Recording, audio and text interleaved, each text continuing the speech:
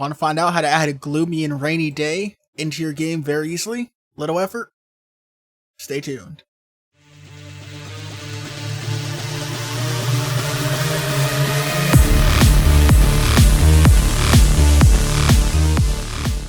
Alrighty, well, to start with, in order to add our rainy weather into our scene, what I'm going to do is I'm just going to use a simple color rect to cover my screen.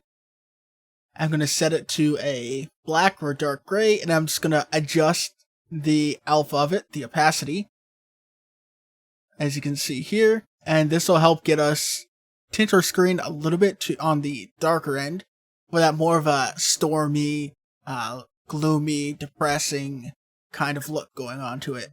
Now, of course, if you wanted to incorporate something like a sunrise or a nice golden evening, you can, of course, certainly do that, like so. Of course, just go into more of an orange, those warmer hues. Same thing if you go into evenings, you might have more of an orange overset going into it. But today, we're talking about adding more of a rainy aspect. I'm going to come down. I'm just going to put my color code in, which I use the standard dark mode, 21 everything, and for an alpha, I have 71. So those are the numbers I'll be using specifically for this, and the ones that you saw in the beginning.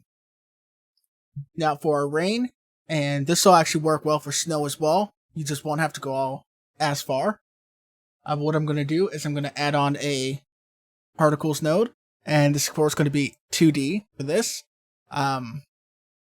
You could use CPU particles if you really wanted to.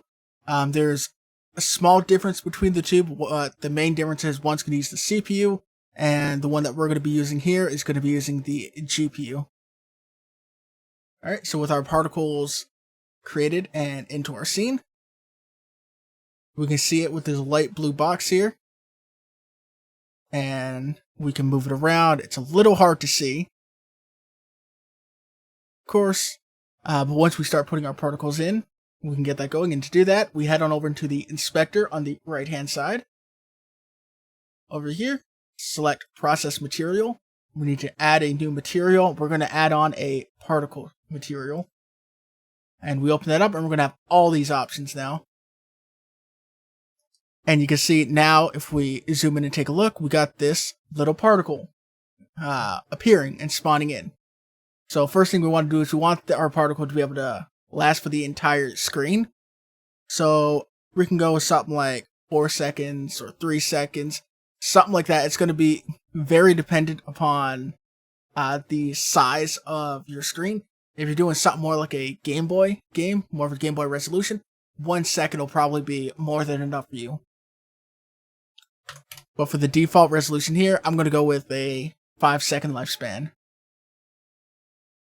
Alright, fixed FPS, 0 is going to be unlimited. You can set that to whatever you want. If you really want to, you don't need to. I'm just going to set mine to 120. And now we can move on to the actual material itself that we're seeing.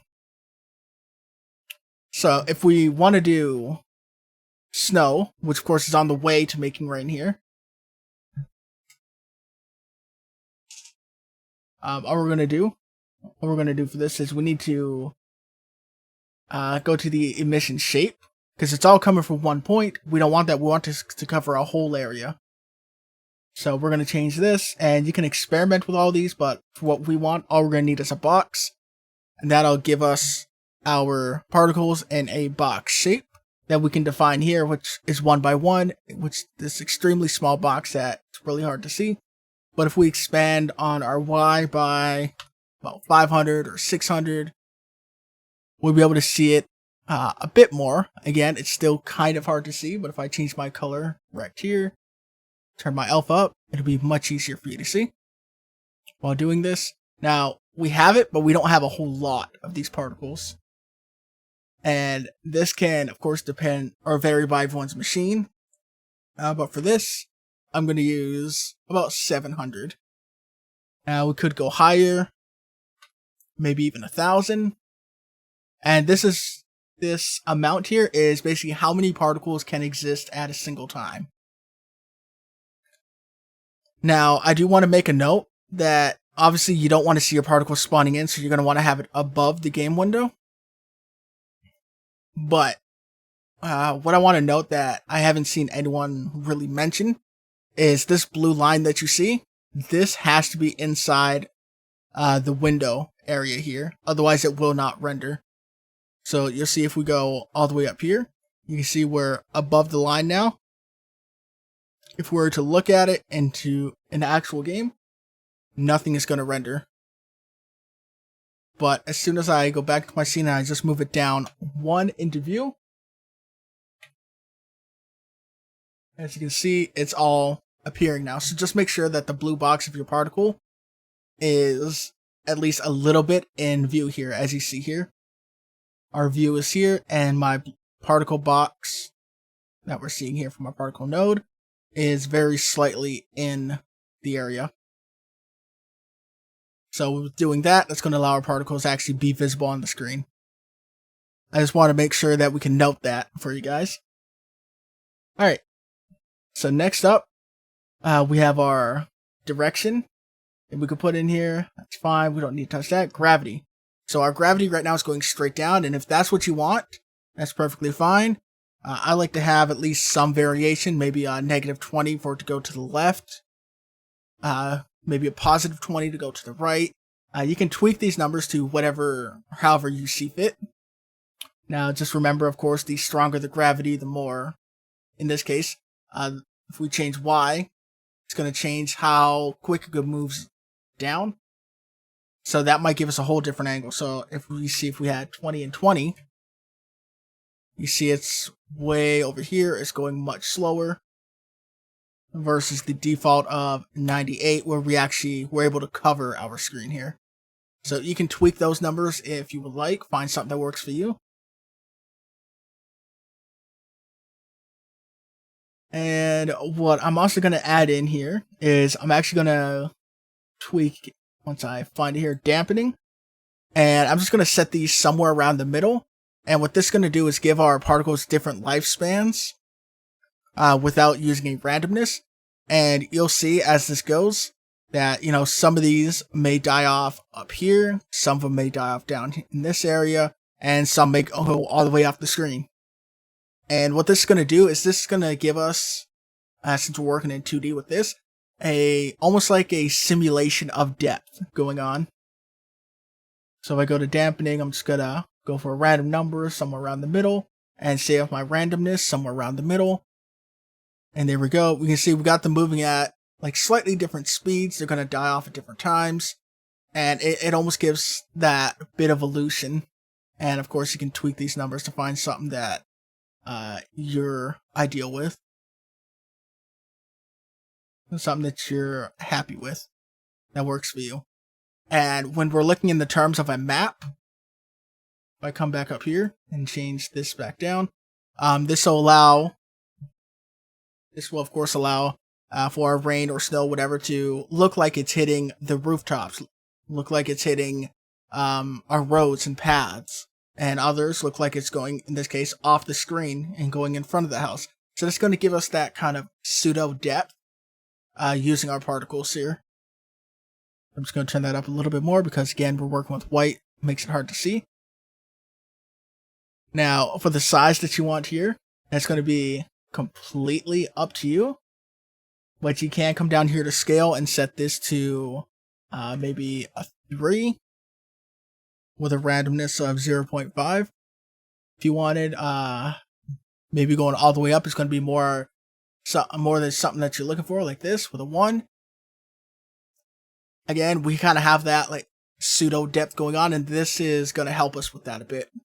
Now you can tweak these numbers. If 3 is a little too big for you, maybe you only go with a 2. So you only have a slight variation between them.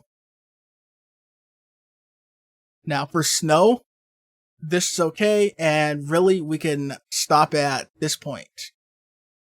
And of course, if we're going for snow, instead of going for something that's kind of a dark and stormy, you might want to be going for more of a blue.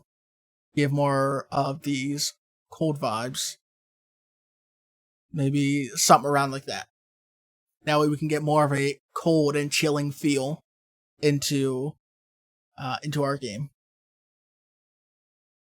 So again, I'm just going to come in, reset my black, and I'll just leave the alpha like that for now. And note, if you want this to come down even faster, you could just tweak the speed scale like we see here.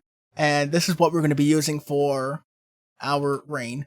So if you want to go to a 2 or a 3 for your rain, perfectly acceptable. That's going to be, again, completely up to you. I think I'm going to go with a 2. Maybe I'll go with a 3 later. We'll find out. But if that's all you want is snow, that's all you need. Give it that cold filter over it and adjust your snow and its size appropriate to your screen. Now for rain, I'm going to have it speed up there because rain tends to fall quicker than snow does. I'm going to come down to our color.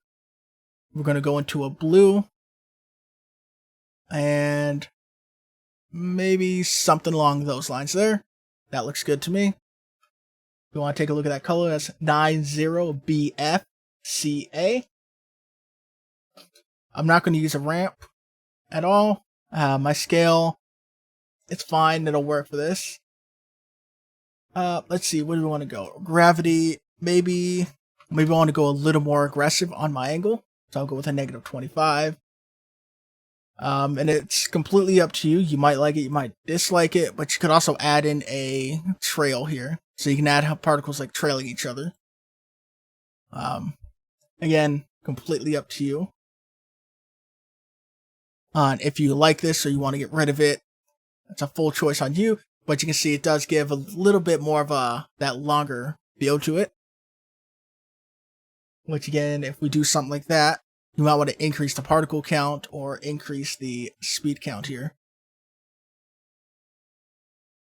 So now if I just reduce my color rect, take my alpha back down. Where's my scale? I think I'm going to change this up to a more of a 3. Maybe 0.75. My scale randomness. And if I just make this full screen here for you guys, you can see we got this more of a rain feel. And of course, if you want this to be darker or a little more gloomier, easier to see that rain, you just adjust the opacity, the alpha of your color rect. See if we stop that, just how that's looking in our editor here.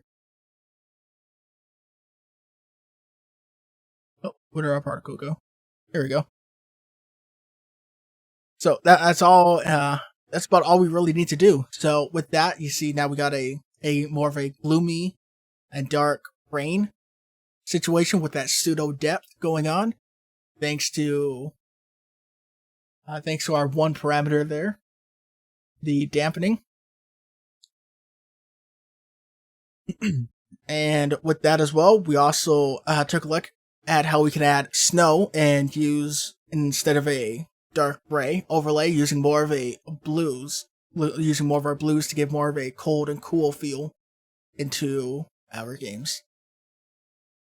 But there you go. There's 2 different weather effects that you can add into your game very quickly with very little effort, and you don't have to know a whole lot about using particles.